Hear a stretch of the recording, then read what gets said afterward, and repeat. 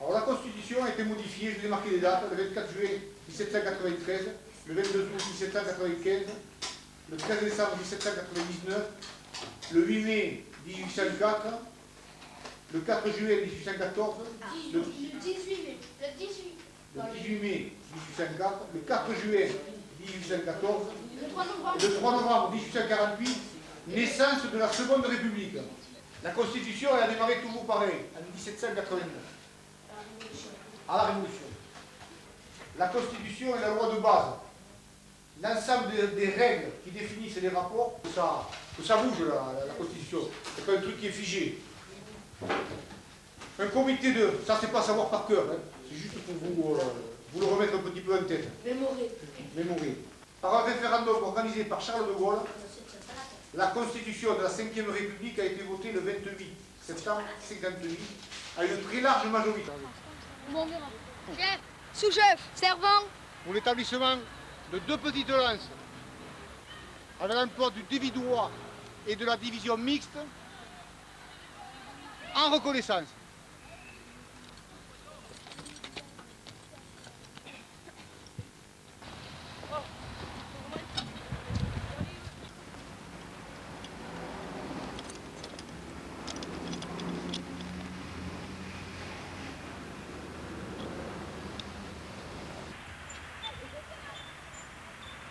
Emplacement de la division mixte ici. Point d'eau utilisé, le poteau incendie. Établissez. Tu l'as déjà fait? Oui, on a voulu. Toi, tu surveilles l'établissement, à cheval sur les tuyaux. Et toi, tu ouvres. Le sous-chef, où il est le sous-chef?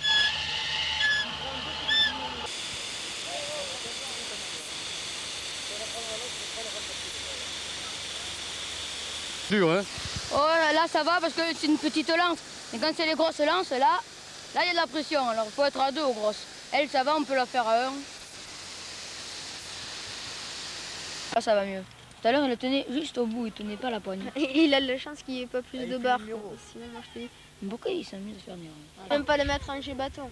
Oui, parce que là, il est en train de... Ah voilà. Ah voilà, ça y est, il a compris le truc. Ah, Il tu vois, voit. Bibi, ah ouais, Bibi, il voit, ouais. C'est là. Ah ben... Elle est potable, hein? Bah ouais. Heureusement. Fermez, fermez, démontez, roulez, fermez. Ah putain. Devant, hein.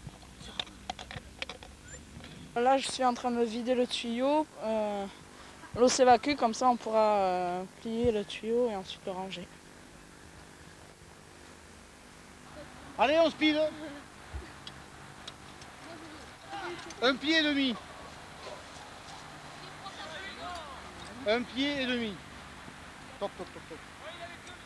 Il faut poser le dessus. Juste le poser dessus. Roule vite, toi. Roule vite. Allez, à toi maintenant. Ouais. Non. Si tu le fais, tu l'avertis.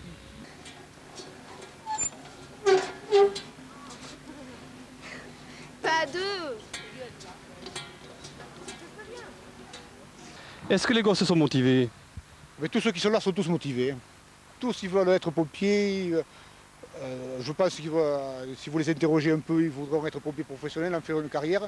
Tout le monde ne pourra pas être pompier professionnel, il n'y a pas la place pour tout le monde. Mais c'est vrai qu'à cet âge-là, ils veulent tous conduire, faire tous des manœuvres. Et bien, une bonne partie aussi aime bien faire du secourisme. 4, et 5, et 6, et 7. Et 8, et 9, et 10, et 11, et 12, et 13, et 14. Et 15. L'école des jeunes sapeurs-pompiers de Pau a été fondée au début de l'année 1986. Elle a donc à l'heure actuelle 11 ans d'existence.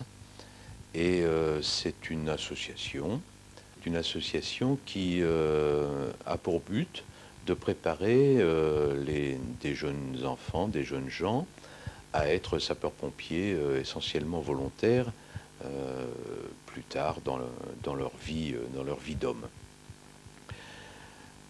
Ils reçoivent une formation qui est divisée en 4 parties, 4 modules qui font au minimum chacun 1 an. et qui est sanctionné par un brevet national de cadet à l'issue du 3e module, qui est un examen d'État régi par des textes du ministère de l'Intérieur. Et ensuite, au cours du 4e module, on les forme plus spécifiquement, plus spécialement, au véritable travail qu'ils vont avoir à effectuer lors de leur engagement dans des corps de sapeurs-pompiers, dans des unités opérationnelles.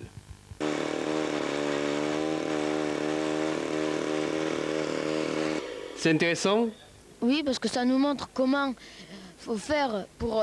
si on voit un accident qui se produit, qu'est-ce qu'il faut faire s'il n'y a pas les secours, comment les avertir.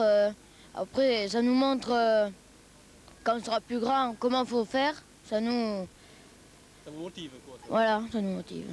Une association qui est encadrée par des gens qui sont des sapeurs-pompiers professionnels ou volontaires, mais qui tous travaillent bénévolement pour préparer ces jeunes à une activité, pour préparer ce qu'ils appellent la relève, pour leur apprendre non seulement les techniques, le métier, comment il faut faire, mais surtout, je crois, pour leur donner cet esprit qui fait que ce métier-là est un petit peu différent de tous les autres. Voilà. Jean-Claude, Oui. est-ce que le masque, il faut le mettre sur la bouche ou le enlever un peu? Ah, il faut le plaquer contre la bouche. C'est pour ça qu'il est souple. Oui, Oui.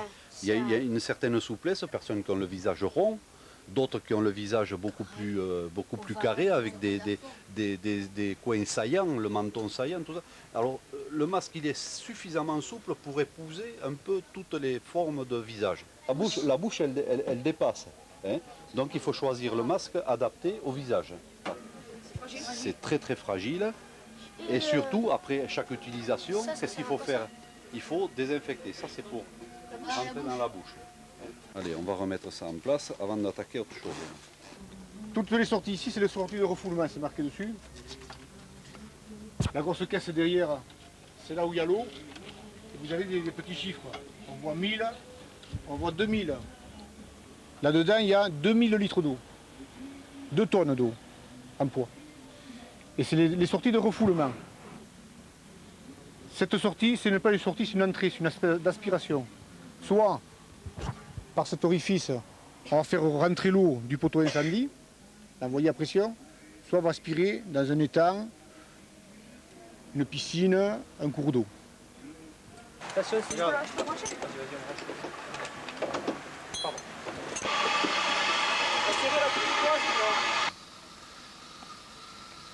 combien de tout 13. On verra ça. Ça va pas bien partir là. Comment ça fermé déjà? Comment ça ferme?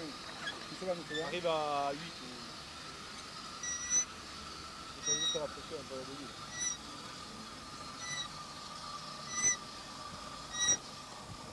Ne s'énervez pas, c'est cool. Quand tu prends la lance, Moi je prends le tuyau, donc tu je vais déroules le ouvrir. tuyau, Deuxième tu déroules le tuyau, Deuxième tu fais cercle. des jolies réserves. Deuxième Et quand tu seras prêt, j'enverrai l'eau, pas avant. Alors, c'est pas la peine de se dépêcher. Quand vous serez bien prêt, je vous enverrai l'eau. Allez, vite.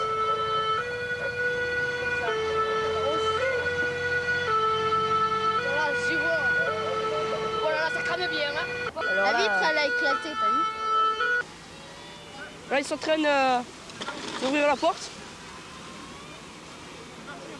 Là, ils vont ouvrir le capot pour aller pincer le moteur. Voilà. Après, on va tourner pour regarder le moteur. Comme ça, on pourra le voir de face. On y va? C'est quoi le chef? Une lance. Moi, je suis qui? Moi, je suis pas un tuyau. Un tuyau. Deux tuyaux. Et toi, tu contrôles. Hein. C'est le chef. Quand c'est comme ça, je vais vérifier. Et là, c'est règle autour des bateaux. C'est des bateaux, mais ça, c'est des bateaux.